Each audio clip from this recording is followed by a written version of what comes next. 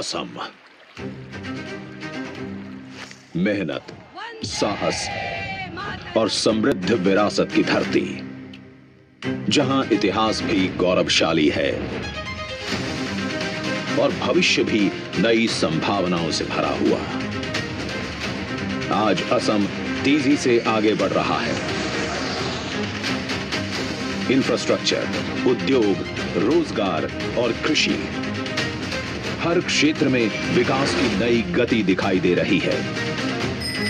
इसी विकास यात्रा में नामरूप असम की औद्योगिक पहचान का एक महत्वपूर्ण केंद्र रहा है। एक समय नामरूप को असम का फर्टिलाइजर पावर हाउस कहा जाता था, जहां नामरूप फर्टिलाइजर प्लांट 1 और प्लांट 2 ने राज्य की कृषि को मजबूती दी और अर्थव्यवस्था को सहारा दिया।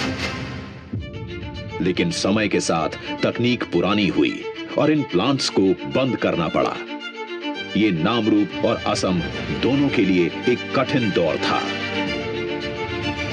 असम के लोग तैयार थे, बस उद्योग को नई ताकत और नई तकनीक की जरूरत थी।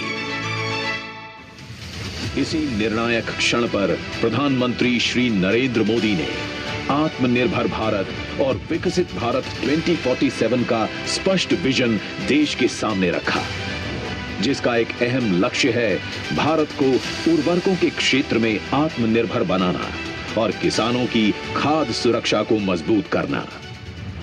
एक राष्ट्र के लिए आत्मसम्मान की सबसे बड़ी कसौटी आज भी उसकी आत्मनिर्भरता है।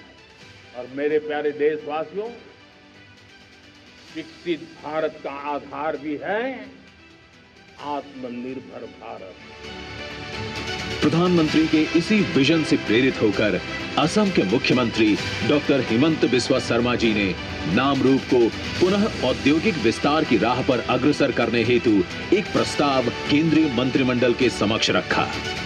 इस क्रम में एक नई अत्याधुनिक यूरिया फैक्ट्री की योजना प्रस्तुत की गई, जिसे केंद्रीय मंत्रिमंडल ने स्वीकृति प्रदान की। जुलाई 2025 में AVFCCL, Assam valley fertiliser and chemical company limited का गठन हुआ। यानी करीब 560 बीघा भूमि पर स्थापित होने वाली ये नई फैक्ट्री हर वर्ष 12.7 लाख मीट्रिक टन यूरिया का उत्पादन करेगी। 10,601 करोड़ रुपए के निवेश के साथ ये परियोजना उत्तर पूर्व भारत की सबसे बड़ी यूरिया फैक्ट्री बनने जा रही है। ये परियोजना 400 से अधिक प्रत्यक्ष और 2,500 से अधिक अप्रत्यक्ष रोजगार के अवसर पैदा करेगी।